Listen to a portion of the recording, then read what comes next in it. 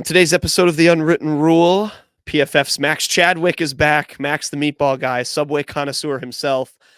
He's back. He's going to help us preview Mizzou LSU.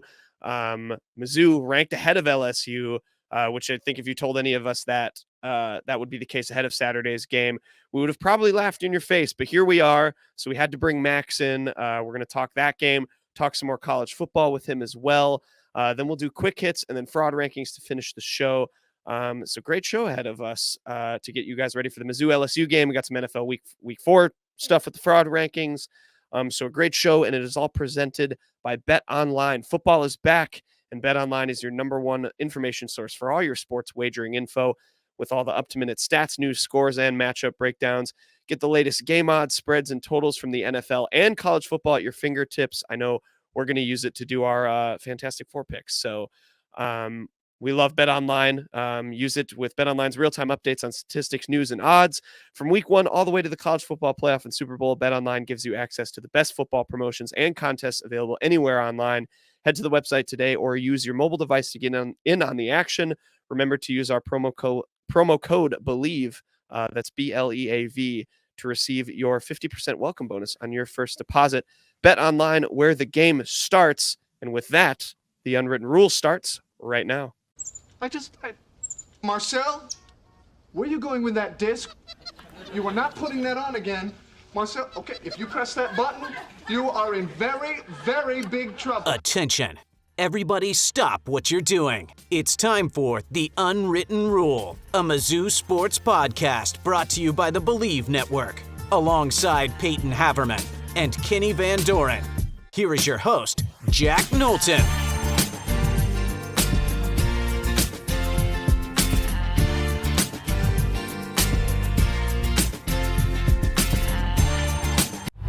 Welcome back to The Unwritten Rule. Today is Friday, October 6th, and Mizzou football has its biggest game of the season upcoming. The Tigers have been killing it, obviously, all year, and now they're playing LSU in a game where they are stunningly ranked ahead of the Bayou Bengals, who they're welcoming in on Saturday. Huge game, obviously.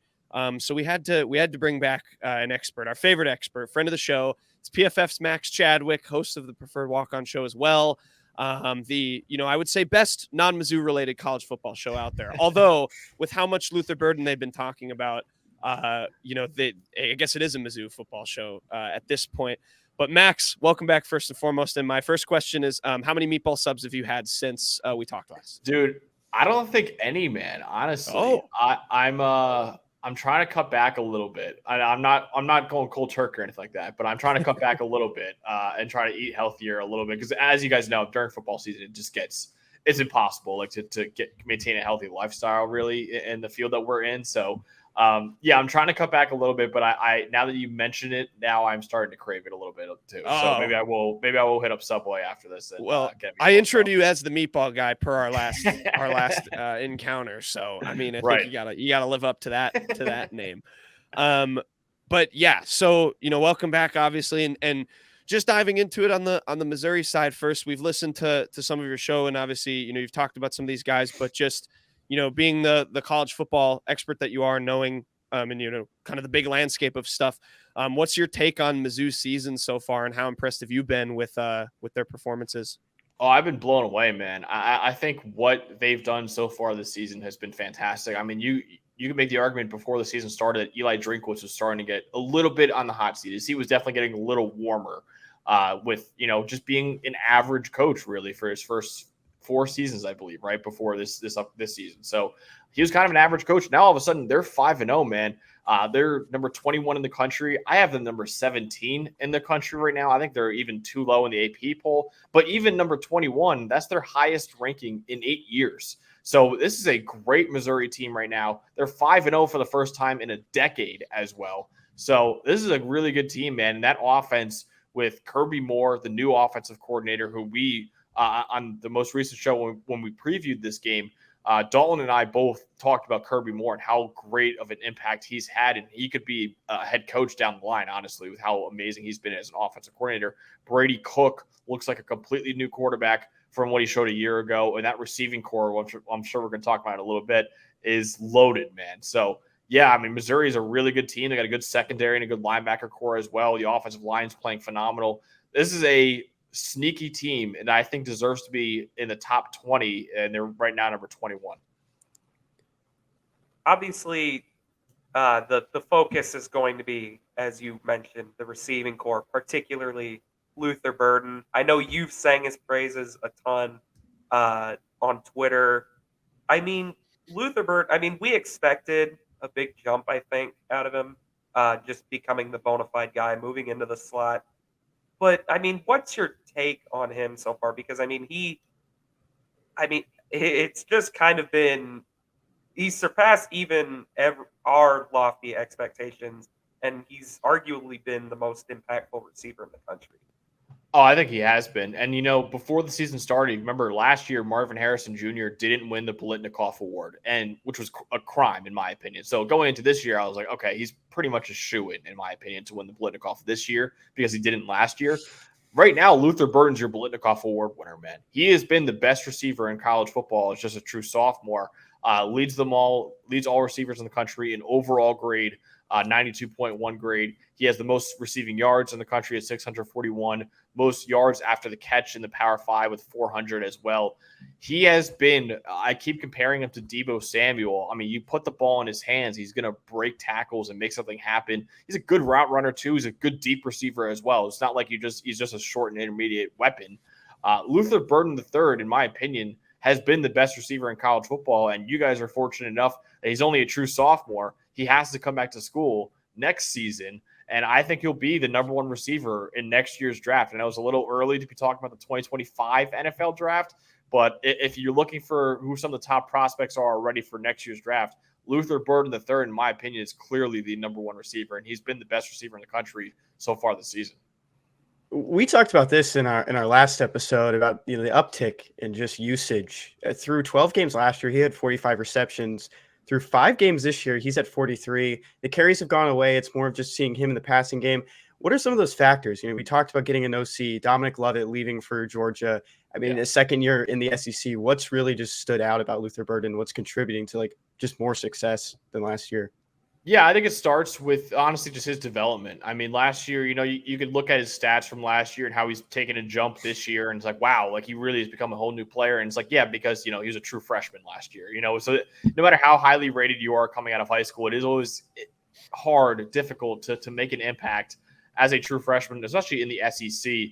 He was a guy that was a number 3 overall recruit coming out of high school. This isn't some guy who just came out of nowhere. This is a guy that Missouri fans were very, very excited about. Probably the highest rated recruit since maybe Dorial Green Beckham. I mean, you guys can probably correct me on that if there's anyone else that came up, but I think he's the highest rated recruit since then. And they obviously have a defensive lineman coming in next year who should be really, really fun as well. But yeah, man, Luther Burden, I think it's just development that he just developed into one of the best receivers in the country as a sophomore. You always kind of see these sophomore jumps from the superstars. It's very rare that you see a guy come in as a true freshman and dominate like Caleb Williams or Trevor Lawrence did. It's rare, but he's really developed as a sophomore and is going to be even scarier as a junior, man. He's, like I said, he's going to be the best receiver in the country heading into next season because he is the best receiver in the country this year. But I also think Kirby Moore has also done a really good job of utilizing Luther Burden III in a lot of different ways. And also Brady Cook has taken a jump as well. So all those factors kind of married into one and made Luther Burden III, in my opinion, the number one receiver in college football right now. I want to segue off that a bit because you mentioned Brady Cook and, obviously the guy, throwing Luther Burden the ball and the jump he's made. I mean, we had just before we started recording, he won the Manning Award of this week. He had a 91.1 PFF grade that you guys gave to him for his performance against Vandy. I was thinking about this and maybe dumb question, but just, first of all, I want your thoughts on Brady Cook in general, but I was thinking about the SEC and just the quarterbacks there. How many SEC teams right now would not trade their quarterback for Brady Cook? Oh, good question. Because he is balling right now, man. I got to think about that for a second. Honestly, it sounds weird. I think Jalen Moreau has really turned it on recently. So I would say he's probably a guy that Alabama would stick with. But you look at the other schools right now. Carson Beck's played really well. I think he's a really good quarterback. Spencer Rattler has been kind of up and down, but I think they would stick with him. Jayden Daniels, I think, has been by far the best quarterback in the SEC this season. So I think LSU would stick with him. So I'm looking at it right now. I'm trying to think maybe that's a good question. I think there are definitely there's definitely some teams that could use an upgrade. Like I think Ole Miss will stick with their quarterback. I think Arkansas will stick with their quarterback in KJ Jefferson, Ole Miss with Jackson Dart. But I think Mississippi State would take him because Will Rogers does not look very good at all. A&M is an interesting one because they're on their backup for the rest of the season, but Max Johnson's also looked really good. Yeah, Tennessee might honestly take Brady Cook, man. Joe Milton III has been so up and down so far this season. So I think he might be the starter there. He might be the starter at Florida with Graham Mertz. Kentucky's an interesting one too because Devin Leary's not great. So that might be another one. So yeah, there's only a few SEC schools that I would say Brady Cook wouldn't start at, which is funny because I remember when I went on the show in the preseason and you guys were talking to me about the potential of, the backups to maybe take over this job for Missouri. So now that we're talking about Brady Cook, I mean, it really, as one of the top quarterbacks in the conference, it really shows how good he's been. And right now he is the 5th highest graded quarterback in the SEC right now. So he has been phenomenal. I mean, last year he was 94th in the country in passing grade. Now he's 17th in the country in passing grade. And my co-host Dalton actually pointed this out. I think before this season, he had like 19 big-time throws and 20 turnover-worthy plays in his career. This year, he has 11 big-time throws and 2 turnover-worthy plays. So he is making great throws down the field, not putting the ball in harm's way when in his past, what he's done has been not, making great throws downfield and still putting the ball in harm's way. So he has become a radically different quarterback, and he's definitely one of the most improved quarterbacks that we've seen so far this season. Yeah, and you've touched on it before. I mean, with Luther Burden just absolutely skyrocketing, Brady Cook improving so much. You've touched on Kirby Moore. One thing he's also done, he's been able to get just so many other weapons involved while keeping Luther Burden the bona fide number one. You mentioned you think maybe Kirby Moore could be a head coach one day, but I'm just curious, what is it that he's changed about Missouri's offense that you think has worked so well? And do you think it'll really continue into the future?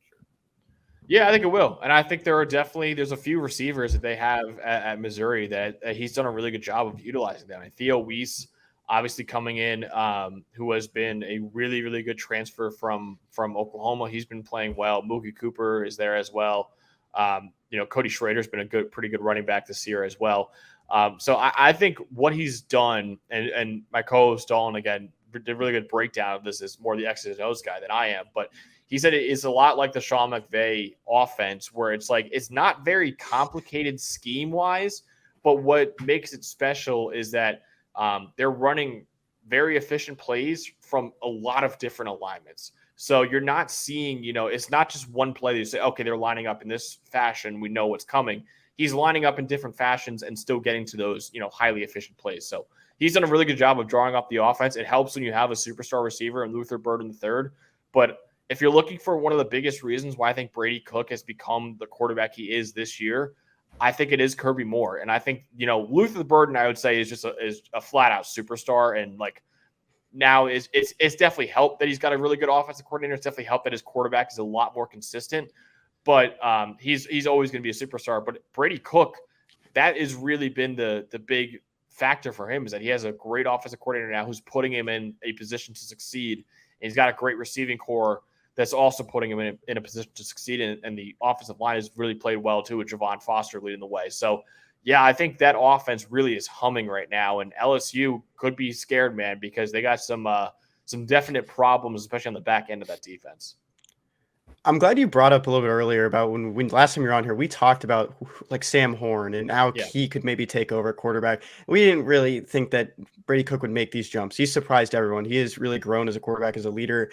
I even remember joking, why isn't he on your podcast yet? When are we going to see him interview with you? And one of the guys you've interviewed is facing the Tigers this weekend, and Jayden Daniels. Yeah. What can we really know about him and kind of learn about his game? And you mentioned him. He's the best quarterback in the SEC right now.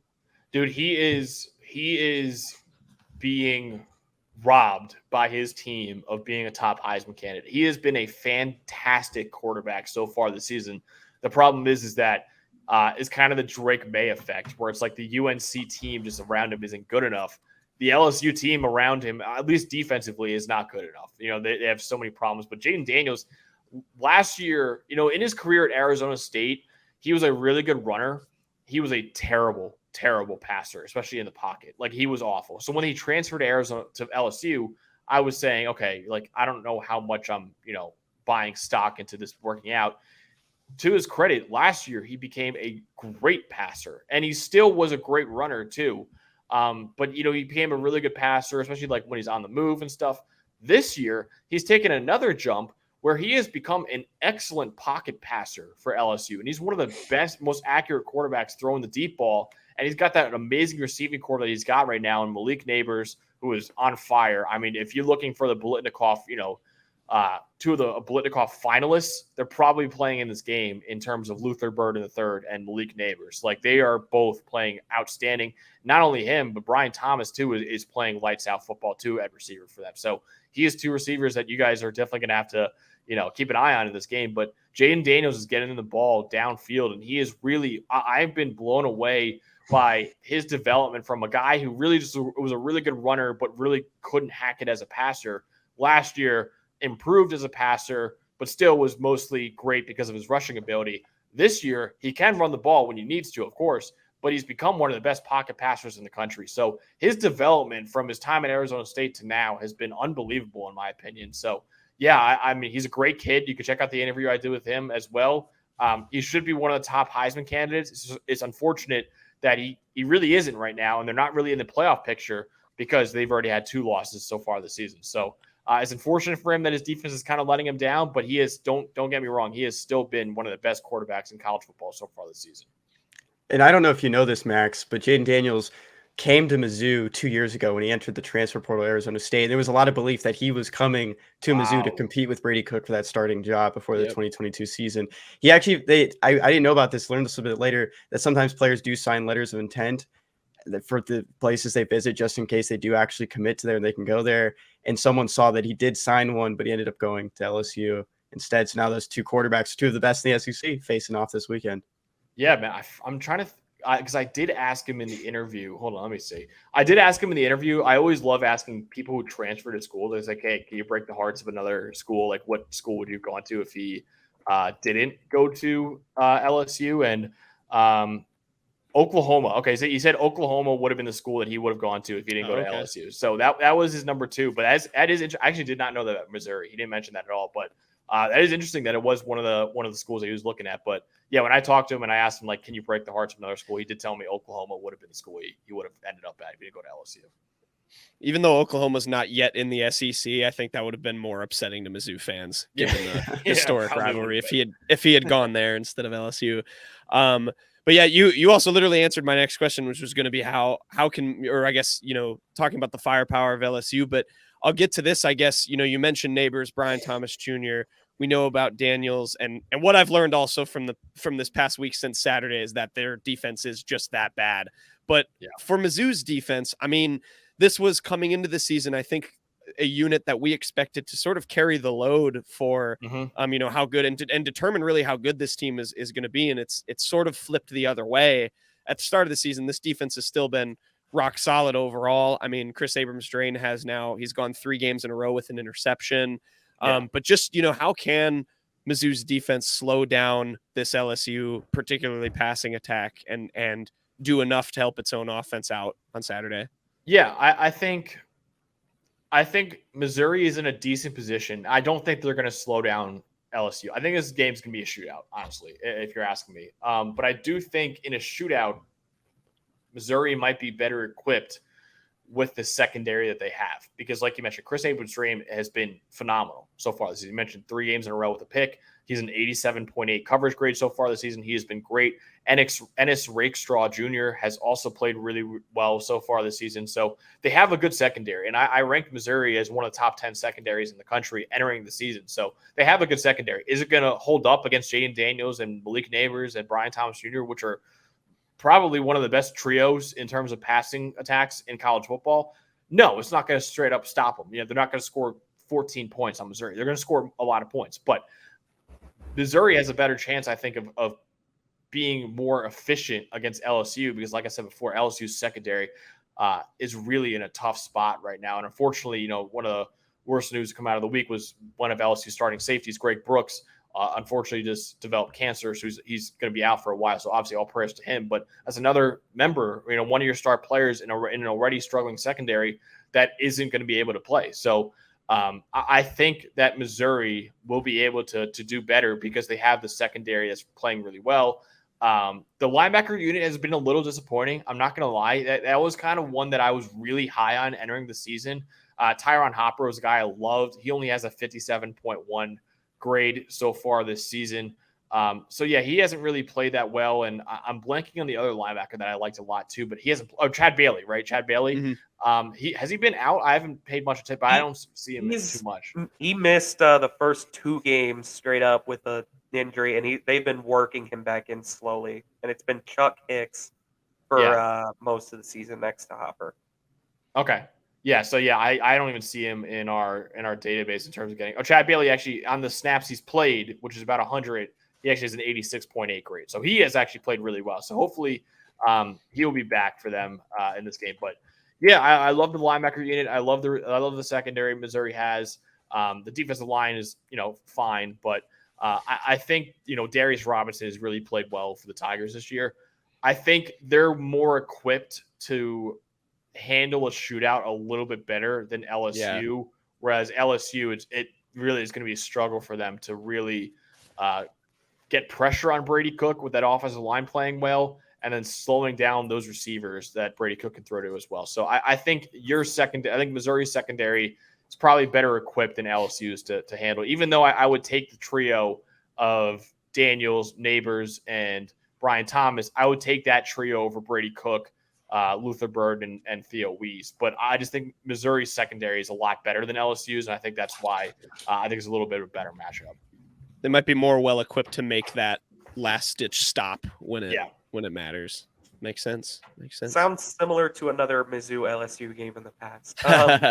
But you mentioned Mizzou's O-line there, and it kind of tracks with what I think we've talked about. When they're not committing penalties, it has been a much improved unit in keeping Brady Cook upright. Even run blocking, it seems like it's improved. Connor Tollison, I know in particular, has graded out pretty well at center, which is surprising to me just based off what he was last year. But, I mean, what has really gone right for this Mizzou O-line? Has it really just been a collective improvement? I know you mentioned Javon Foster is just really rock solid left tackle, but I mean, who else has really stood out on that line? Yeah, so Foster is one of the big ones. Right now, he's the 3rd highest graded tackle, I believe, at least in the Power 5. He's right now 3rd in the Power 5 with an 85.3 grade and great in run blocking, great in pass protection. So it has an 80-plus grade in both aspects. Like you mentioned, Connor Tollison, man, has really stepped up, and he's been one of the best centers probably in the country so far this season. He's currently 2nd among Power 5 centers in overall grade this season. Not a great pass blocker still, but he is really dominant in the run game. So he's played really well. And yeah, man, I mean, Missouri's offensive line has really stepped up. And I think you have, an All-American candidate in Javon Foster at left tackle. You have another All-American candidate in Connor Tollison at center in terms of how he's playing so far this season. Xavier Delgado has played well. Armand Membu has played well. Even Cameron Johnson has a 65-plus grade. So all 5 starters on the offensive line have graded above a 65. And I think offensive line, receiving core is one where you want superstars. You want Luther Burden III instead of just, average to above average receivers. You really want a superstar and then, have average to, maybe even below average receivers to complement him. Offensive line is one where you kind of want average to above average across the board instead of superstars. And Missouri's lucky that they have that. They have above average players across the board. And they also have right now 2 stars in Javon Foster and Connor Tollison. So this offensive line, I think, has been one of the best in college football so far this season. I think a big part of it is just that none of them have really looked out of place and none of them have really struggled so far this season. All 5 of them, like I said, are 65 plus in our grading system right now. So yeah, the offensive line is playing really well and giving Brady Cook and those running backs a lot of holes and giving Brady Cook a lot of time to throw the ball too. For those that might not know a lot about, the grading at PFF, is 65 just more of like the average for any offensive lineman? And I mean, what is like that elite number that you're seeing? Yeah, the elite number is like 85 plus, like you're a stud. Like that's really, and when you get into the 90s, like then you're a really, really star player. So even in the 80s, you're a great player. 70s, like I would say you're an above average player. And then 65 plus is like, okay, like that's starter worthy, basically. So yeah, I mean, the fact that all of them are starter worthy and the fact that none of them are struggling. I mean, like I said, there's two guys who have an 80 plus grade. So two guys who are studs. Then you have another two guys in Delgado and Membu who are 70 plus grades so far this season, which are like above average. And then you got Cameron Johnson with a 66.2 grade. That's fine. Like that's an average like offensive lineman. So yeah, those are pretty much the all five of them. And the fact that there hasn't been a below average player in that offensive line says a lot and shows how much they're dominating right now. Another question just came to mind for me is Mekhi Wingo. I mean, he transferred from Mizzou after his freshman season. I don't know how much you know about Mekhi. I don't know if a lot of Mizzou fans really, want to know anything more about it, but I kind of want to know, like, what can he, do to this offensive line? What can he test from his position? Yeah, it's a revenge game. Yeah, of course it is. Yeah, he actually, I think I had him in my top 10 defensive tackles entering the season.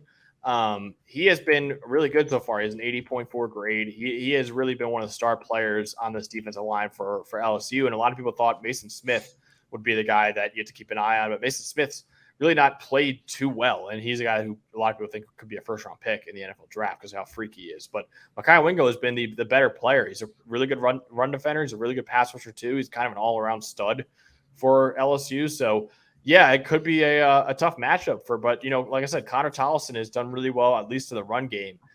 So that'll be a fun matchup to watch, but Mekhi Wingo might have the advantage on him when it comes to passing down. So he's definitely a defensive lineman that Missouri fans should be keeping an eye on, even though he did leave Missouri a couple of years ago.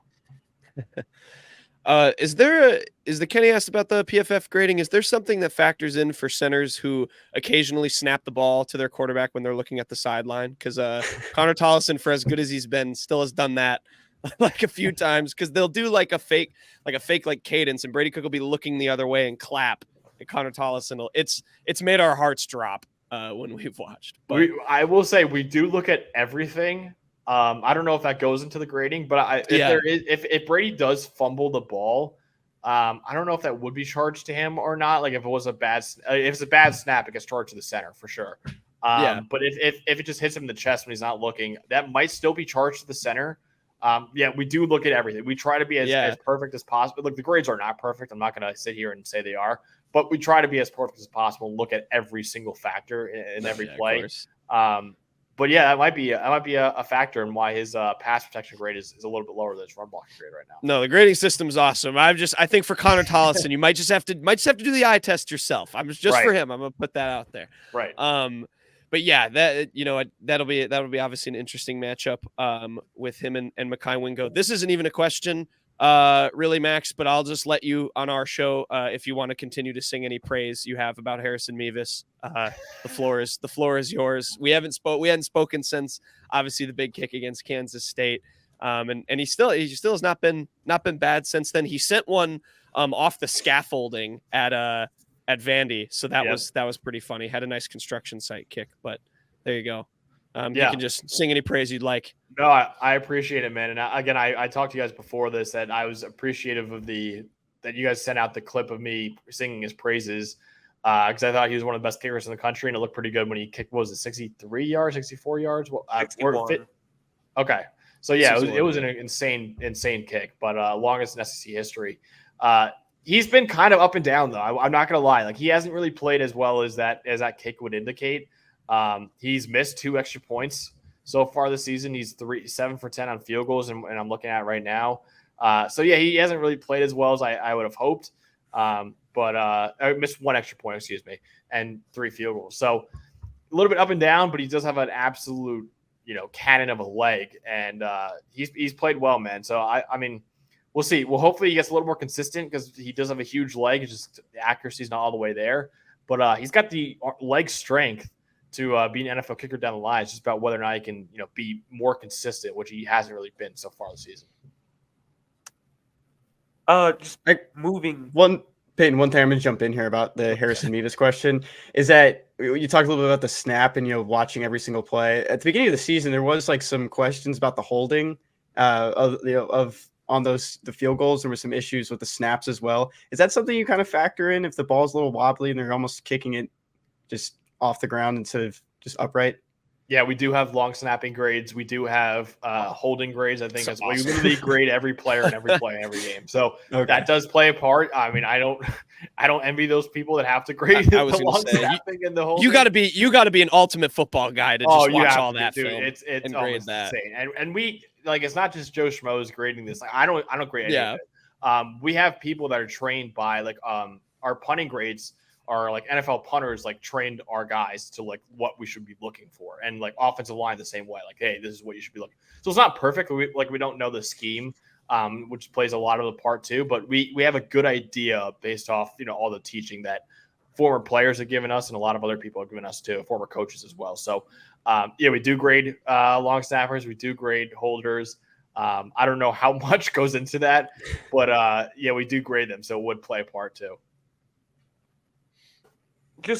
I'm sure that's music to Kenny's ears. He's the long snapper and holder. Big special teams fan. Love long snappers. Underrated position. It is. But hey, they're important. One more question for me. Now that you've seen how Mizzou has played through 5 games, and obviously it was the easier part of their schedule, what would you maybe predict this Mizzou team to kind of finish at? Not even necessarily a record prediction, but maybe what's the ceiling for this team? Is it just a pretty decent bowl game? Do they have New Year's Six potential? What is your kind of ceiling that you would place on Mizzou? That's a good question. Ceiling wise, I know they play Georgia later on. I do think they're beating LSU this weekend. So I think that's a win for them, and I think they're going to go 6-0. I think they're probably, and they got Kentucky after that at Kentucky. I like Kentucky a lot. I would say they're probably going to lose 3 games if I had to predict. So they'll go 9-3. I would probably say 3 games. So 9-3. So I would say 9-3. Worst case, not worst case, but I think if you're making a prediction right now, maybe 8-4. Maybe they slip up a couple times, but I still think 8-4, 9-3. That's a great record for them, man, compared to what they've been in the past. So, I would say probably 9-3, and the 9-3 team, probably top 15, 20 team in the country at the end of the season. Probably not a New Year's Six bowl team, but they are probably going to get a really, really good non-New Year's Six bowl out of it for how good they've been this season. I can guarantee if you told Mizzou fans 8-4 or 9-3 preseason, any one of them would have taken that all the way. So definitely not a bad one. Kenny, you something? My last question here. It's kind of a fun one. You don't feel bad if you don't know any of these names I'm about to say, but we're a Brett Norfleet podcast. He's a freshman tight end for the Tigers. Mizzou hasn't had a dominant tight end, a really well-known tight end since Albert O. But we like Brett Norfleet. We like Jordan Harris, who just came out of nowhere too. He really didn't start playing football until 2 years ago. One of the best blockers we've seen. What can you kind of tell us that the grades are saying about those guys? Yeah, Norfleet. I'm looking at it right now. Norfleet's the highest grade tight end that you guys have right now, 67.8. He's not the starter, obviously, with Tyler Stevens there, but he is pretty clearly the highest graded one so far. So 72.6 receiving grade, decent blocker too. Man, he's an exciting player. And you said he's a true freshman, right? Mm-hmm. Yeah. Yep. Okay, yeah, that's a good. He's playing well. So he had a great game against Kansas State. He's a good player, man. I'm excited for him to see what he could do in this the rest of his career, man. Like I said, they haven't really had a great tight end since Albert O. I'm not going to say Norfleet can be that guy, but he's a massive, massive tight end. He's 6'7", 235. So. He's a fun player to watch for sure, man, with that size he's got there. And, with him and Luther Burden next year, I'm not sure if Brady Cook has any eligibility left after this season, but that could be a fun duo that they can have next year. I think he has one more year because he's technically a year younger than the three of us. So I think this would be like his senior season because he is an SEC graduate, but I think he still has one more year because he graduated early. The COVID year and the red shirt stuff. It never makes sense. We don't even know. Does he know? I mean, he might end up like the Miami kid who's going to be there for a 9th season or whatever. Dude, the hell I saw. I would be a 7th-year guy right now. I'm very excited to finally remove all the class of 2020 recruits because then it's like finally we can get back to normal because so many 6-year seniors still. We're going to have still 6-year seniors for the next couple of years probably. So yeah, it is kind of the COVID stuff has really screwed everything up. But yeah, man, I'm excited for Norfleet for sure though. Yeah, we are big supporters. We saw him make like one catch and we were hooked. The last question I just have for you, Max, on that kind of more general note, I do just want to get your take. Like, we're obviously a Mizzou driven, podcast, but we love football. We love college football, and college football has been, I mean, just awesome this season. Yeah. And I guess I'll frame this, maybe like one or two teams that you're just like really loving so far, maybe back into get to the playoff, maybe outside of like the Georgia, Michigan, and then a couple teams maybe in that tier as well of the rankings who like you think maybe will end up a disappointment or have been a disappointment so far for this year. Yeah, so I think without outside of Georgia and Michigan, I think Texas is in a really good spot. I think Oklahoma is also in a really good spot. I think the winner of that game this weekend has every chance in the world to run the table and make the college football playoff. So this is a huge Red River rivalry game that we're getting on Saturday because the winner of that game is the clear favorite to win the Big 12. These are the only two ranked Big 12 teams right now. And then also to win the Big 12, run the table, and make the college football playoff. So this is a huge game. I'm big fans of both teams. I have both of them in my top 10. Florida State scared me a lot. I had them in my number 4 team in the preseason. They have scared me a little bit with that run defense, but I still think they're going to be good enough to get in. Pac-12's looked awesome, man. I think no matter who wins the Pac-12 this year should definitely get into the college football playoff because I think that is definitely the best conference by far in college football this year, which is unfortunate that they're dying after this year. It's so funny. It's so awful, man. But so anyone in the Pac-12 I think should be in the playoff, whoever comes out of that conference. If you're looking for a team that I'm not buying, I'm going to say the team that I've grown up a fan of my entire life. I don't believe in Penn State this year, man. I don't. I think this is a team that has serious issues on offense. The run game has been non-existent because the offensive line can't get any push in the run game. Katron Allen and Nicholas Singleton are one of the best running back duos in the country. They can't do anything with the blocking that they're getting from the offensive line. And Olu Fashanu has every chance to be a top 5 pick, and he's been probably the best pass blocker in the country this year. He's still not a good run blocker. And the rest of this offensive line is not really good in pass or run blocking. So that's a problem. The receiving core is a big problem as well. They're lucky that Drew Aller's a stud. Like, they're lucky that he's kind of like Drake May, where it's like the offense is just not helping him out really at all.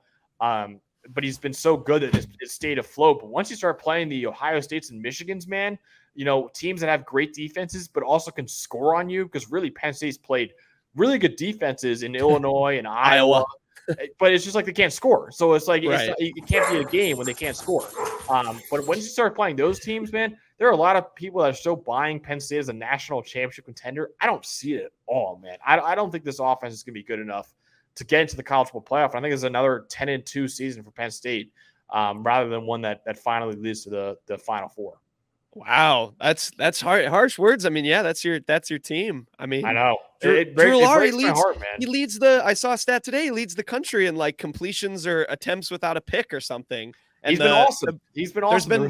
They can't get open though, and I'm afraid of when they finally play Michigan and Ohio State. Like they could get. And the defense has been awesome. Yeah. But I want to. His defense right now looks like the best defense in college football. But you got to remember they're playing Illinois, Iowa, Delaware. Like, it has been easy, like the easiest schedule you could have. And they play UMass next week after this bye week. So they're going to look phenomenal next week, and everyone's going to like, wow, they're going to beat Ohio State. And then I think it's going to be a wake-up reality check for them. So I think I'm actually going to that Ohio State game. I'm very excited. I'm going to be sitting hopefully in the press box, and I'll do my best not to be cheering because I'm sure, as you guys know, it is very – number one rule. Number one rule is not to cheer in the press box. Number one rule.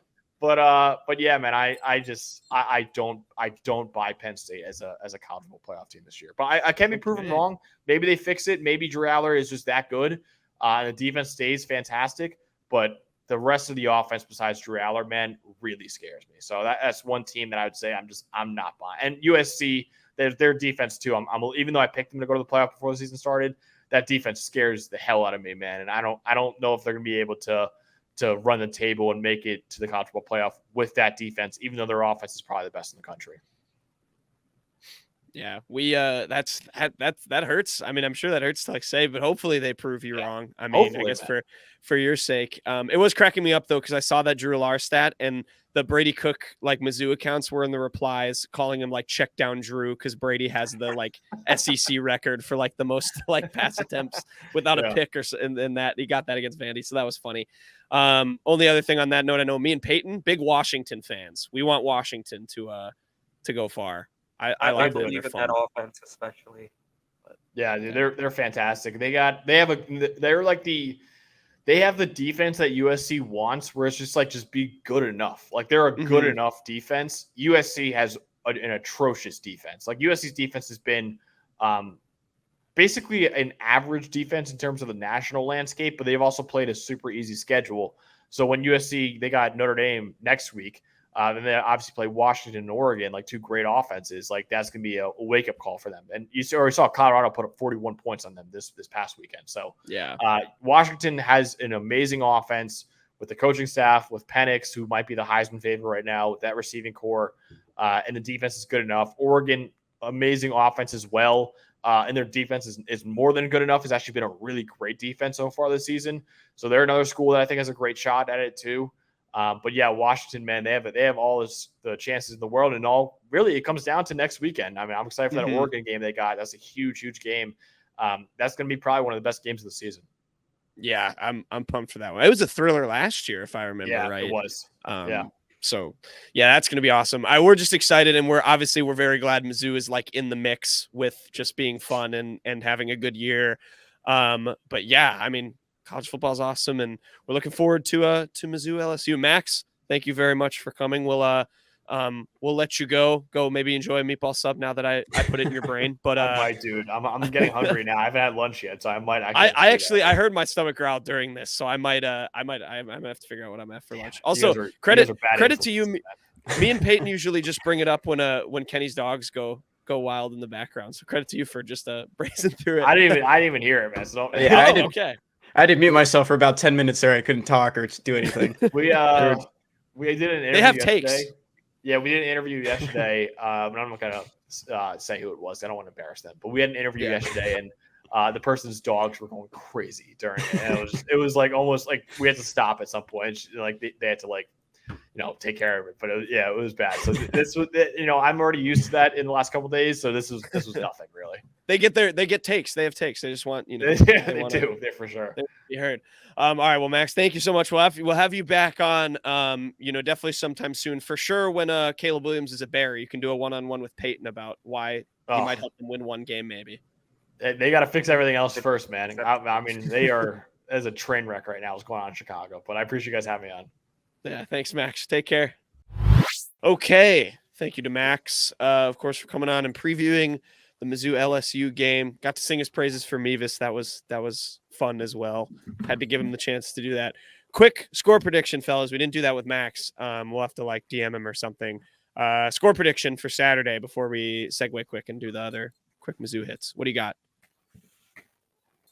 I know some people are going to be mad at me, but I'm going to preface this by saying I still think Mizzou finishes 8-4, 9-3, which is the goal. But I'm going to go LSU. I just think LSU, if LSU won last week, I would have taken Mizzou. But LSU won last week. I think they're going to play absolutely out of their mind, desperate to get this one back. Because, geez, if they lose this game, Brian Kelly is going to have a lot to answer for. I think they're just going to be more desperate. I'm going to take LSU 40-37. LSU has never won at Faurot Field. They've never won in Columbia. It's only the fourth meeting between these two teams, which is surprising to me. Last time LSU beat Mizzou was in 2016 in Baton Rouge. They also played each other in the Liberty Bowl back in 1978.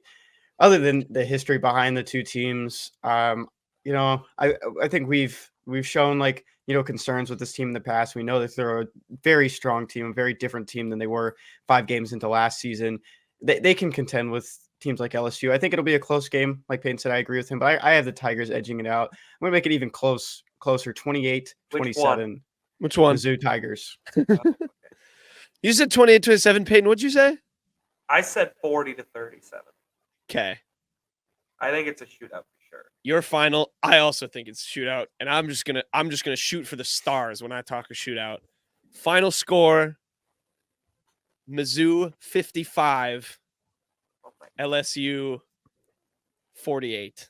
Your final in Columbia. We have a game of the year, and worst case, no matter who wins this game, you make those big wigs over at the TV companies hurt for not putting this game at a primetime slot. But give me the Missouri Tigers 55. I would like to LSU say 48. that's 1 point off of what LSU's final was last week against Ole Miss. Really? Oh, I didn't even do that on purpose. 55-49. 73-62 in quadruple overtime. I'm just kidding. Like their Texas A&M game from a couple years back. Yeah, I'll go for that. I want to shoot out for the stars. I want them to at least regret, no matter who wins this game, not putting it at a more fun time. We got it at 11 a.m., which I will actually say for the sake of this show, I don't mind because we record right after and then it's not super late. But no, we want primetime games for Mizzou. For what that's worth. Out, man. Don't sit in the parking lot and tailgate too long. Get in there. Get the energy going. Yeah, like, hype it up. There's a rumor I saw. This was just from a fan account, but I know there was the thing that Truman was posted up in the plane, looking out the window. I thought that was legitimately Mizzou. No, that one was legit. Sorry, the fan account I saw said like everyone needs to be in the stadium by 10 to not miss out on something. Whether that's fake or not, we don't know. But there's a lot of hype for the pregame. So yeah, get in the stadium, Mizzou fans. We're excited. So we'll have that recap for you guys. After Mizzou LSU, Kenny and I will have the 2-man show for that one. Segueing, we've got baseball and some basketball news. I'll let you boys take it away because I, despite the hat I'm wearing, don't like baseball anymore after what happened to my MLB team last night. So talk. Mizzou baseball landed the commitment of Blaize Ward. He posted it 3 days ago now. The big thing that really stands out about Blaize Ward to me is a 2025 shortstop and right-handed pitcher. Don't know which position he probably will stick with, but most of his videos are him batting, so he could be a middle infielder in the near future. Big thing that stood out to me, though, is that he's coming from Arkansas. He's coming out of the state of Arkansas, which is big for Mizzou. We've seen that. We talked about this Arkansas baseball team last week. They have one of the best classes in recruiting and from the portal going into next season. And to take a good prospect baseball player out of the state of Arkansas is pretty big for Mizzou, and just another step forward under this new regime. Yeah, no, definitely. Yeah. I would love to go back. I need to go back and count sometime the amount of times Carrick Jackson has put out his bat signal, because he's been a recruiting machine for the most part. I mean, obviously it's the off season. That's all you really have to do for now, but fall ball is starting up. For the most part, it seems like he's putting together a pretty good class. Hopefully starts building momentum to getting Mizzou back into a more competitive position in baseball. There you go. And of course, these numbers will go up, but I'm just going to read you some of just the offensive numbers and some of the numbers off the mound. He's averaging 90 miles per hour in exit velocity, which is pretty incredible for a guy that's a junior right now in high school. His max, according to this futures game participant on Prep Baseball, it could be outdated, but it was at 93.4 on the exit velocity. It looks pretty strong too, 85 miles an hour from shortstop to first base. It looks like a strong pitcher as well. Mid-80s fastball, 1-7 shape on his curveball, and he throws a changeup as well. It's just three pitch mix. It looks like he's doing it all right now in high school. Oh, there you go. So yeah, another pickup for Carrick Jackson. How many coaches have a bat signal now? Is it Dennis? I know Dennis Drink and Carrick. Do all of them have their own? I guess that's kind of a maybe not wrestling and volleyball and all that, but like the three big ones and women's. No, yeah, I know they do. I think Robin Pinchton has one. I think Stephanie Golan needs a bat signal. Make some pun with like the word goal in her name or something. I don't know. But start getting to the drawing board on that. Only other thing I had, there was this video that Aidan Shaw, of course, forward on the Missouri men's basketball team, posted of him. He's dunking.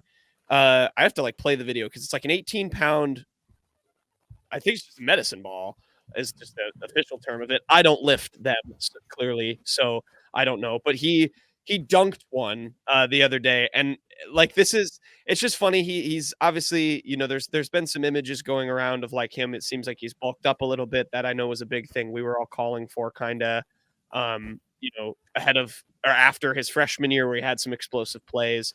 But yeah, he dunked this ball, and then yeah, it was Dennis tweeted about it. So it's just another Aidan Shaw like off the court moment. I know last year he had like a max vert that would have like broken the combine record.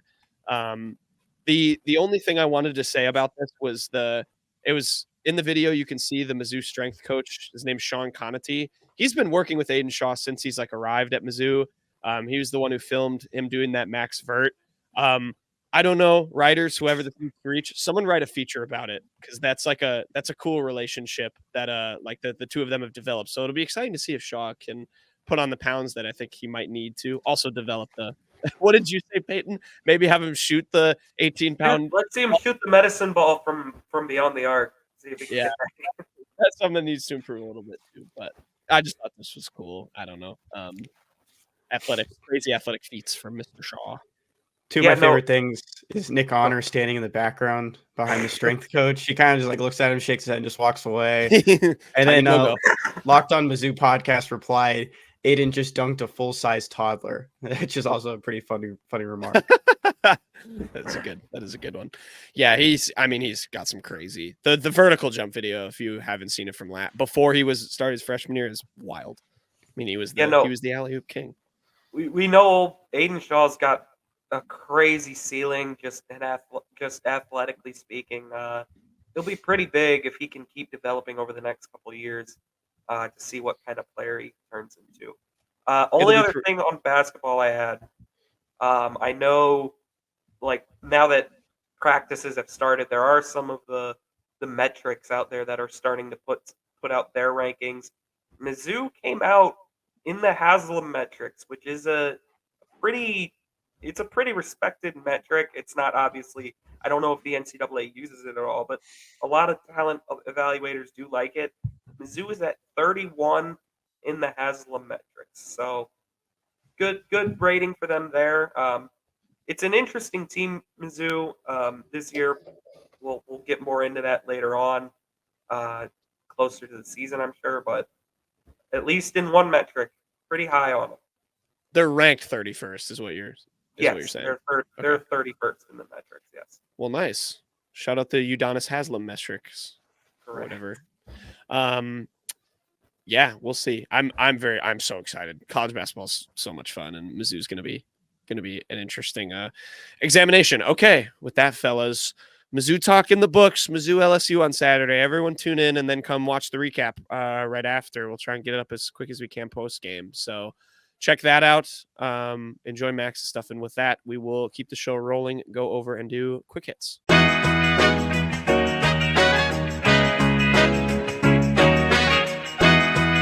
Okay, quick hits time. Kenny, get us started. What's your jersey of the week? My jersey of the week goes to former Mizzou quarterback Drew Lock. Drew Lock stepped in for Geno Smith, who was sidelined for a couple of plays during the Monday Night Football game against the Giants. The Seahawks blew out New York 24-3. Drew Lock stepped back for 6 passes, completed 2 of them, 63 yards. We know the big connection with Noah Fant, who came over with him from the Broncos for Russell Wilson. They are unlimited. It was the 2 guys that were promised, and they are now connecting together on plays. And I think that was a lot of fun to watch. Yeah, I go very, very back and forth with this. Of course, resident Seahawks fan on this show, because on the one hand, I hate seeing Geno get hurt. Like I want him to obviously be healthy. He's our quarterback, but it's so much fun to see Drew in a game. Like not only with the Mizzou connection, but like a lot of NFL fans just like him because he's got that swagginess and that nature. So it's just fun it was very fun to see him. But I'm glad Geno's okay. that game needed an injection of life, and that one play pretty much was it. After that, it was kind of a dreary game. Moving on, my jersey of the week, going to the MLB postseason. All 4 wild card series wrapped up in 2 games. Really awesome that we have that system in place. Christian Walker, the Diamondbacks, I'm going with him. Had a huge double. Like, it was 112 off the bat in the 9th inning of Game 1 against the Brew Crew. Really salted that one away. Diamondbacks finished it off last night. The Brewers, who could have seen that coming? I mean, geez, really bad offense wasn't hitting in the postseason. I just can't imagine that. But yeah, and I also the same day Christian Walker, not to toot my own horn, the same day Christian Walker hit that triple, I hit a perfect home run with him in MLB The Show. Kenny can bear witness to that. So yeah, C-Walk, he's my jersey of the week. 7 of the 8 wildcard series since they brought back those 3 wildcard teams have ended in sweeps. I just don't know how much longer you can go about this. It just feels like if one team wins the first game, they're going to win the second. It's just a cakewalk once you win the first one. It doesn't matter if you're the home or the away. We saw the Rangers win in Tampa. It can really go anywhere. Diamondbacks win in Milwaukee. I think they could probably think about something down the road about how to fix this, but it's just like 2 free wins, you move on to the AL or an LDS. Yeah, enjoy your World Series, Diamondbacks. Brewers just do this every year. I have nothing more to say. I'm glad I'm more of a Bucks fan, to be honest. My jersey of the week. Also, I just want to throw that. Oh yeah, out there was absolutely no reason for that team to be in the postseason. They got smoked by Philly, right, last night? Please base the playoffs on run differential. Okay. Yeah, I hate the Brewers. My jersey of the week, I'm giving it to Morocco, and it kind of is de facto. It's going to Morocco, but also Spain and Portugal, because those were the 3 teams that are hosting the 2030 World Cup. I just thought this was really cool. And actually, before I say my next point, quiz for you two. So this is the 100th World Cup to happen. Who won, or 100 years of the World Cup happening? It happens every 4 years, but you know what I mean. Who won the first World Cup back in 1930? Quick quiz. Brazil. Okay. That is incorrect. You got the continent right. It was Uruguay. Peru. Oh, yeah, Uruguay. And the reason I say that is because Uruguay, Argentina, and Paraguay are also going to host their first game at home to celebrate the World Cup having existed for 100 years. So this will be the first time that the World Cup's going to be played across 3 different continents, technically. So most of it will be played in Spain, Morocco, and Portugal, but they're going to have a couple games in those 3 countries because they were the hosts of the first ever one. So I just thought that was pretty fun. Morocco obviously had a really shockingly good World Cup in Qatar last fall. So cool that they get to join the 2 kind of bigger soccer powerhouses in Spain and Portugal and co-host that tournament. But it'll be fun. US first in 2026, though. That's going to be. I'm gearing up for that already. Yugoslavia finished 4th in that first World Cup. I'm also looking at the participants. It says Egypt missed ship. Does that mean they missed like their ship to get to? No, I think to the World Cup. I don't think so. Because they're saying Japan and Thailand withdrew from playing. But for Egypt, it says missed ship. Missed? Like SHIP? Ship? Yep. Is there an apostrophe? I assume it just means missed championship. Like, because it's the... I don't know. No, I don't think it is. But it says it technically means they withdrew.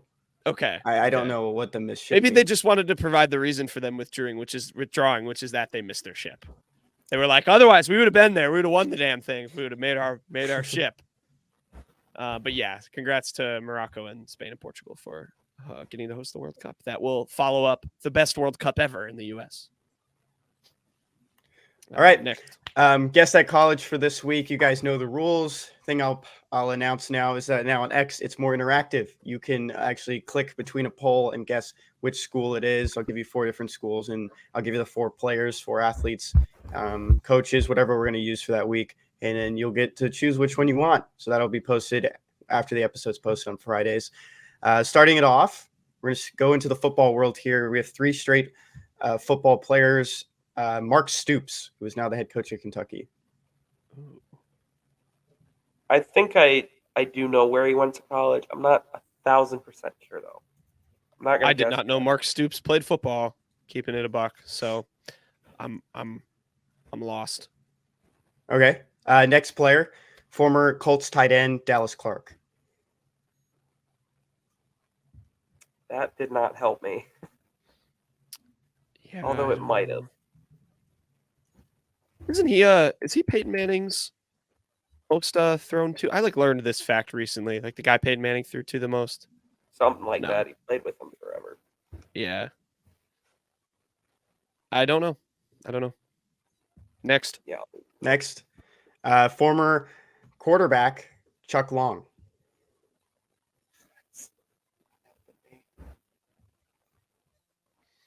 If I'm not mistaken, I looked this up as well. He is like the closest finish, second place finish in Heisman history. Really? That I did not know. That's what Iowa said on its web.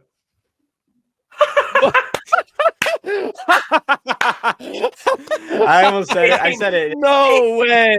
Yeah. Oh no. That got me. no. Oh, jeez. Botch. I almost said it earlier too. I said former Iowa quarterback Chuck Long. I have a guess. Iowa. I think Iowa. the last one would have given away. It was Keegan Murray. Okay, yeah. Oh, I would have gotten, yeah. Okay, there you go. It's Iowa. Oh, friend See, of the show, Peter Camp's not gonna like that. He Iowa wanted us to see. was on my radar with Mark Stoops because I remember some kind of connection with that. But my leading candidate was actually for a bit Oklahoma. But I guess we could have put it. I should have put it together with Dallas Clark because he's a tight end and they grow those on trees there. yeah, I almost asked, is this school known for producing tight ends? But I was still thinking Oklahoma at the time. Go Hawks! Except not really. Unfortunate. They have a big game against my Badgers soon. But That is Tough, funny. Kenny. Has that happened That is during funny. that segment before? I don't think that so. No, it's never I happened. don't think so. I don't know what was going through my mind. I just kept saying Iowa over in my head. Do you know what? And then it Now came I don't out. feel. Now I don't feel as bad because I didn't want to look stupid and ask this question, but I didn't know if Chuck Long was related to Howie. And so I started to Google Chuck Long and then I was like, wait, no, that's cheating, and clicked X. This off is of it. why you're supposed to keep your hands. I know. on And then I was screen. like, oh, I didn't have my hands up either. Kenny didn't Yeah. ask. Well, I said you guys know It's the a rules. Botched round. Kenny looked like a kid that got caught with his hand in the cookie jar there when he said that. Yeah. I mean, he went. Freaked out. It's Oh, tough. good job. All right. Good stuff. Well, moving on. Fantastic Four. So the Fantastic Four records, Jack, you are in second place at 10-4-2, and then Peyton and myself are tied for first at 11-3-2.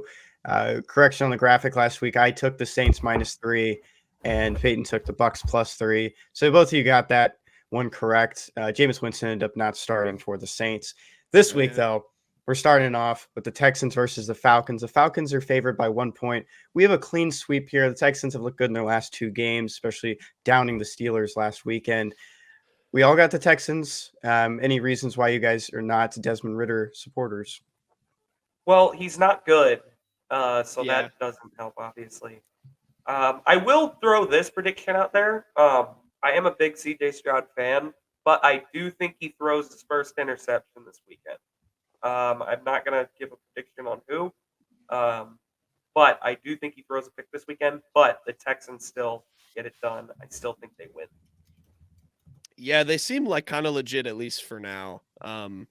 Yeah, and also I got burned by the Falcons when we had them on this a couple of weeks ago, I think, and I picked them to upset. I think it was up to upset the Packers, maybe, and they did not. So I will not be picking them again. They beat the Packers. Oh, then maybe it wasn't the Packers. It was some game I picked them to win and they didn't win. Jaguars? Maybe. Yeah, it could have been. Could have been on the fraud watch in London, but go Texans. All right, second game on the Fantastic Four picks. Ravens -4.5 versus the Steelers. Jack, you're the only one to take the Steelers.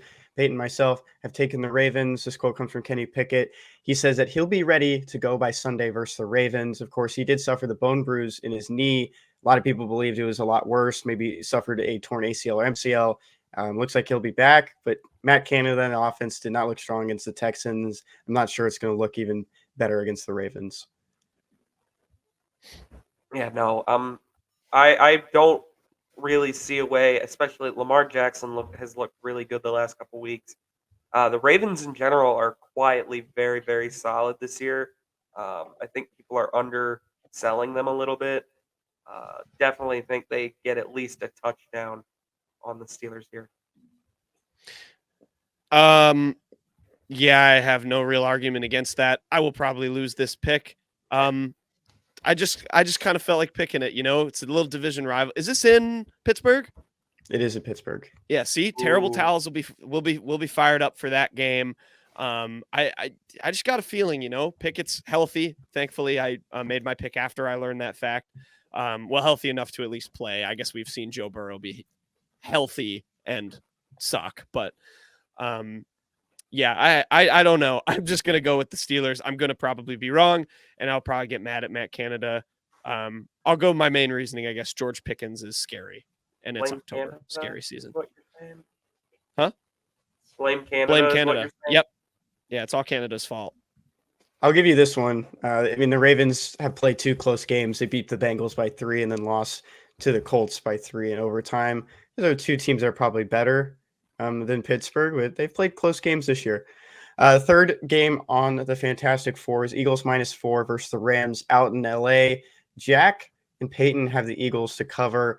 I'm not saying the Rams are going to win this game, but they've proven that they can play close games this year. They've proven a lot of people wrong. I know fair. 4 points is a weird number, but I think that the Rams could cover in this game and keep it tight against the Eagles, especially the Eagles coming off a close win over the Commanders. I said off air this was a tough one to pick. I am a Rams believer. I think Sean McVay can just raise the floor of any team he steps into by a really good amount of wins. This was tough. It wouldn't shock me if the Rams covered here at all. It was basically a coin flip, and it just landed Eagles for me. So I'm going to go with the Eagles. Late tush-push touchdown gives them the cover. I also was having visions of a tush-push impacting this game. I got the Eagles too. And yeah, the more I think about it, honestly, I made this pick pretty quick. And yeah, like the Rams are good. They handed the Seahawks a loss in week 1. I watched that game. They have the weird breakout player of the year in Puka Nacua, who didn't he break? Doesn't he have the most all-time receptions for a rookie now or something? So, he's obviously been phenomenal, and hopefully that's not just kind of a blip for him. But I don't know. I guess I'm just going to stick with my guns. But I think you're right. You're right, Kenny. It could be a frisky game for the Rams. We'll see. Last game on the docket, Chiefs -5 versus the Vikings in Minnesota. Jack and Peyton have the Chiefs covering the spread. I have the Vikings covering. And I know Kirktober is off to a slow start. 2 interceptions, 2 touchdowns against the Panthers. Got trucked on the one-score game with the 2-point conversion. But it's going to be a tough Kirktober. You got the Chiefs, you have the 49ers, and if the Packers can put it together, Jordan Love can put it together, that's maybe a close game at the end of October. The Bears might be his easiest win that he'll have in October. But if the Jets can keep it close with the Chiefs, I believe the Vikings can. Vikings defense looked a lot better last week and against the Panthers. I think they cover the spread. I think they can keep it close at home against the Chiefs. Yeah, you're telling me Kirk Cousins is going to be able to perform with Taylor Swift in the building? No chance. Give me the Chiefs all day. Yeah, this feels like a get-right game after, kind of a bit of a stinker against the Jets by Chiefs standards. So I think they might slaughter the Vikings in a road environment. I don't believe in the Minnesota home field advantage. They don't play outside. Kirk Cousins is just current Zach Wilson after this, his big week, just with morals, and I think he can keep it close. Morals and Target sweaters. Morals, yeah, and Target sweaters, correct. Target sweaters. There you go. All right. Well, those are our Fantastic Four picks. What's the next segment, Mr. Sean? I like no capping. He's the main bird. Shawnee's main bird of the week. My main bird of the week goes to the Toronto Blue Jays, who were swept for back-to-back years in the wild card round. Last year, they were swept at home by the Seattle Mariners. Seattle Mariners went on to play the Houston Astros in ALDS and were swept by the Astros. Now the Minnesota Twins, who swept the Toronto Blue Jays at home, are going to go face the Houston Astros in ALDS. History shows that that's going to be another sweep. So shout out the Toronto Blue Jays. My main bird of the week, it's going to be Drew Lock. Yes, sir, Drew Lock. Seahawks quarterback, backup quarterback. Geno Smith goes out. In comes Drew Lock. He completes a deep pass. Well, not a deep pass, but it turned into a deep completion to Noah Fant. Drew Lock, man, he had one drive and he led a touchdown on it. I mean, or I guess he had the one at the end of half where they only had him handed off. But this was electricity. I mean, Twitter was a buzz. This was the most engaged anyone was with this game. Just goes to show Drew Lock, he's in a spaceship. He works for NASA. And yeah, electricity was briefly spotted at MetLife Stadium. Yeah, I was torn with this, being the resident Seahawks fan on this show, because I never want Geno to get hurt. He's the starting quarterback, but it was really cool to see Drew Lock, be able to come in and make a hype play. It's always cool to see him. Football fans love him. He's in a spaceship. Aura. And I texted you guys about this, that I wanted to make an award for the best. We could rank the best backup quarterbacks QB. Future. And then we saw ESPN do it a couple days later. Kind of sucks because we could give Drew Lock the award this week. Maybe we'll revisit it next year. Yeah, we could bring that back. Maybe put it in college. I don't know. We should make a college QB award for the he's still playing college football ? Award, and give it to like JT Daniels, something like that, or the Where Are They Now award. But yeah, shout out Drew Lock. My best thing I learned this week, or not my best thing I learned this week. I'm skipping ahead. My main bird of the week goes to James Harden. I'm attributing this to birds because he used to play for the Rockets, and a Rocket's like a bird, flies in the air. You just have to give me that one. I'm giving it to James Harden. He went back to join the Philadelphia 76ers. They're practicing at Colorado State University yesterday morning. He rejoined them. That comes from Mr. Woj. So yeah, he came back. That's definitely not going to end in complete disaster and humiliation for Sixers fans. But yeah, this whole situation is just crazy. I mean, the fat suit stuff's coming back, of course. I saw a really good tweet it's actually from a Bucks account that I follow, but they tweeted, James Harden has arrived at Sixers practice in Colorado this morning. He attempted a similar act to Jimmy Butler in Minnesota and challenged the starters with the backups. Philadelphia's starters outscored Harden's team 21-3. James Harden quickly left the facility after. Obviously not true, but I still thought that was pretty funny. Also, shout out to Jimmy for the hair. He did that again, just while we're on NBA talk and the media day. So ESPN's going to have to use his 2K picture again.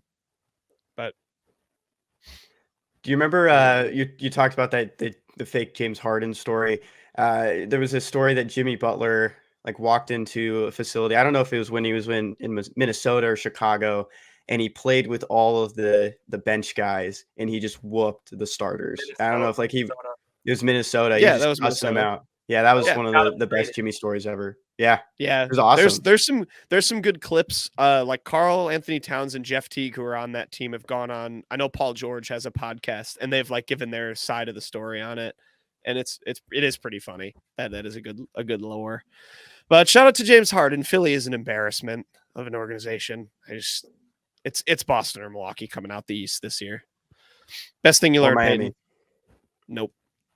No, I'm not buying that. Best thing I learned this week, things are going real well down in Fayetteville, Arkansas, Woo Pig Nation. Dan Enos, the embattled offensive coordinator at Arkansas, is allegedly responding to fan emails. This tweet comes from Rob Mason _02. Shows emails, I believe. Yeah, he sent them.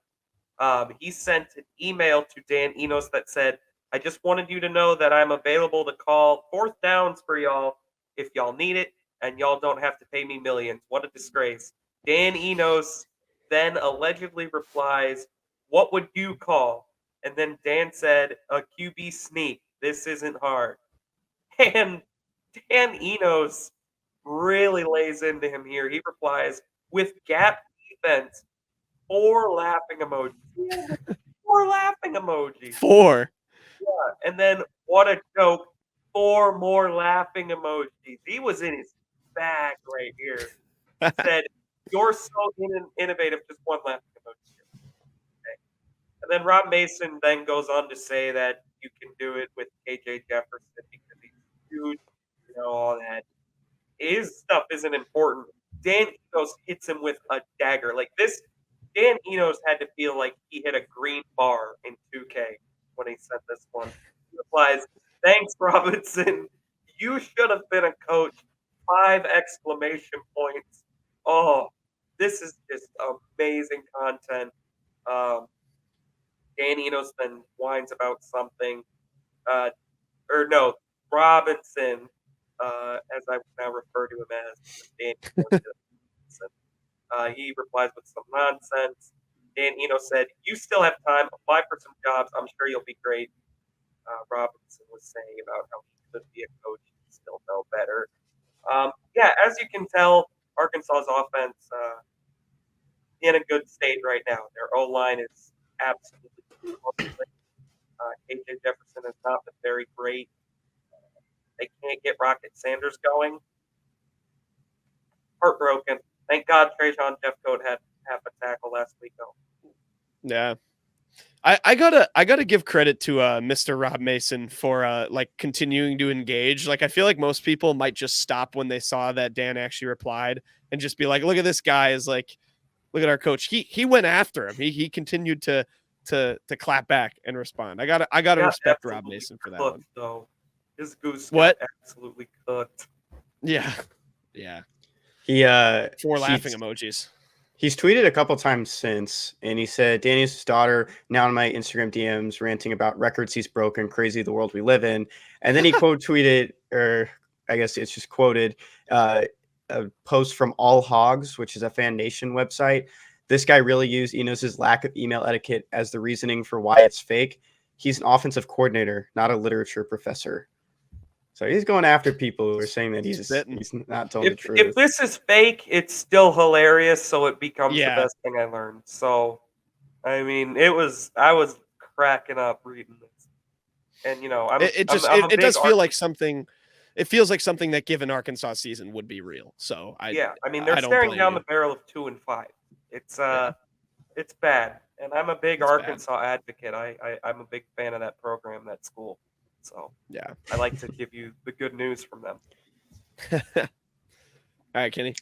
Best thing I learned this week, Troy Johnson, friend of the show and Marlins prospect, was named to the All-MILB prospect second team.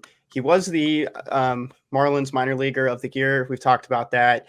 You can blame Kim Ng. If he was on that team, if he was on the team for the postseason, playing in October, the Fish beat the Phillies. That's all I got to say. You put him at first base, bench Josh Bell. Love it. Put Jake Berger in the doghouse. Whoever's going to be at the corners or who's ever at first base, bench him. Troy Johnson would have carried you past the Phils. Shout out Troy. Great guy. Yeah, friend of the show. We love to see it from Troy. I mean, I'm no doctor, no baseball connoisseur, but he gets a lot of hits. Seems like they could have used some in that Phillies series. I don't know. So good take, but yeah, shout out to Troy. My best thing I learned this week, Drew Lock guys played in the game for the Seahawks. Yeah, wow. Obviously, Mizzou legend, backup quarterback for the Seahawks. He played in their Monday Night Football game against the Giants. Really lit a spark to the game to an otherwise very bleak affair, especially on the New York side. Got beat 24-3 by my Seahawks. I was excited. I about woke my neighbors up when Devin Witherspoon had that pick 6, but that's besides the point. Drew Lock played, obviously, again, as a fan, really torn on this just because, I hate to see Geno go down. Never want him to be injured. He is our quarterback, but it's just so hyped to see Drew in the game. I mean, he electrifies Twitter. He electrifies the field. He throws dots to Noah Fant, who then lumbers his way down the sidelines. It was beautiful to see. Yeah, I mean, Drew, he's in a spaceship. He works for NASA. He really just – if you check Twitter during that game, I mean, That was the most engaged people were during that game, was when Drew Lock was in. So it also reignites the one guy who thinks they're really cool for posting the clip from the South Carolina game where he chugs the water bottle and everyone's like, we all forget about this clip. that And wasn't then water. and then it cues the debate about if it was water or not, which it probably wasn't. But yeah, shout out to Drew Lock. What number did Drew Lock wear at Mizzou? 3. 3. Yeah. Was it 3? It was 3. Just think about that. You wore the number 3. We mentioned him 3 times. There we go. Oh, I'm really mad at Drew Lock for making peace with Tom Herman, by the way. That should have been something that continued forever. I'm going to be really mad at the Seahawks if they ever cut him. He needs to take that starting job. Backup, they clearly value him. So exactly, he needs to take the job when Gino leaves. All right, what's the ratio/joke stack? Bonk of the week, Kenny. We don't have a ratio of the week. It's up to Peyton for the joke. Yep, I got a joke, boys. All right, we're gonna go back to soccer here. No one ever said I dislike soccer, so don't ever say we don't talk about soccer. Yeah. Guys, I have a question for you. What lights up a soccer stadium? A soccer match. It's pretty good. Actually, is pretty good. He's coughing. You all right? Yep, that was really good. That was how good a joke it was. So yeah, it made you sick. Yeah. Good one, Peyton. Don't ever say we don't talk about soccer. Okay, so with that, good quick hits, everybody. Shout out to Drew Lock one more time. He's in a spaceship, and we will move on. We're gonna finish the show. Do the NFL fraud rankings. Fraud.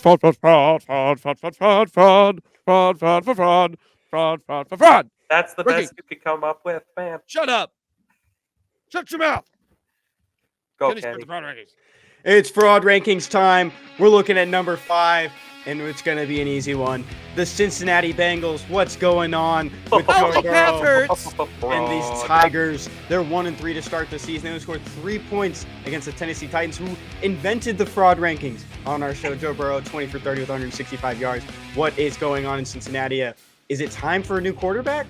We'll talk about that next week. Sleepy Joe, am I right, fellers? Fourth on the list is the Green Bay Packers. They've been on here before. They've been jumping around under Jordan Love, who Peyton loves a lot. But we won't talk about that too much. Burger King quarterback Jordan Love, who threw 2 picks in the Packers' 34-20 loss against the Lions last Thursday. He went 23 for 36 for 246 yards and 1 touchdown, coming in at 3rd place. This one's an easy one. You could even consider them 2, even 1. It's Matt Canada and the Pittsburgh Steelers. We talked a little bit earlier in the show about when Kenny Pickett is coming back, looking like he's going to start this weekend. But Kenny Pickett, 15 for 23 for 114 yards and 1 touchdown. The Steelers defense made C.J. Stroud look pretty good, even though his PFF grade didn't say he was the best. 16 for 30, 306 yards, 2 touchdowns. The Pittsburgh Steelers, frauds? Is this the first year that Mike Tomlin's Pittsburgh Steelers are going to be below 500? You can bet on that on Bet Online. Second, thank you. Second on the fraud rankings, the Kansas City Chiefs. You might ask me, how are they frauds, Kenny? They won. They barely beat out the Jets, and we saw Taylor's a cornball fraud, move. We saw a cornball move. Frauds from the Kansas City Chiefs and Patrick Mahomes. I'm going to throw it over to my assistant, Peyton Haverman. Yeah, this, I'm not going to call him a fraud. He's pretty good. But fraudulent Kansas City Chiefs quarterback Patrick Mahomes did a little slide after he got away with throwing an interception that many would argue could have stood, but sauce as he's going by. More like frauds. Gardner got caught holding the jersey a little too much, and it was overturned. But Patrick Mahomes did a little slide on 3rd and 8, did a little gesture to the crowd. It's not about you, Patrick. The story captivating the NFL right now is Taylor Swift and her boyfriend, allegedly. Travis Broadsea. I'm just kidding, Travis. But it was just a corny move. Consider yourself fraud ranked. Closing out the fraud rankings this week. Thank you, Peyton, for that insight. It is the Miami Dolphins. And what did I say last week? What did I say even after that 70-point win? I said maybe they could be on this. Maybe they could be on this list. And guess what? They're number 1 this week. Lights were too bright for that day game in Buffalo. It was too cold in October. Josh Allen, 21 for 25, 320 yards, 4 touchdowns. What's up with Tua? 25 for 35, 282 yards. His brother eligible for the draft this next year. Maybe they get the kid from Maryland to replace him. That wraps up our fraud rankings. I would like it to be known I am still a loyal member of Tuanon. Expect us. What was Tua and McDaniel watching on the plane ride back? That's what I want to know. Good question. Fraud rankings of the week. Good job, everybody. That'll round out the show. I tried really hard to make a Taylor Swift song joke in there. Couldn't think of anyone. Some might say my head was a blank space. Hey-ho. I need sleep. All right. That'll do it. I can't. What did you say? What? I was singing our song, more like our fraud this week. Well said. End the show. Yeah, we'll end the show. We'll be back on Saturday with part of the show. Obviously, we'll have the Mizzou LSU recap. Kenny and I will do that, and then full show out on Monday. So we'll see most of y'all folks on Saturday, and then on Monday. Everyone have a fun and safe weekend. Go enjoy the Mizzou LSU game. And this has been The Unwritten Rule presented by Bet Online. See ya.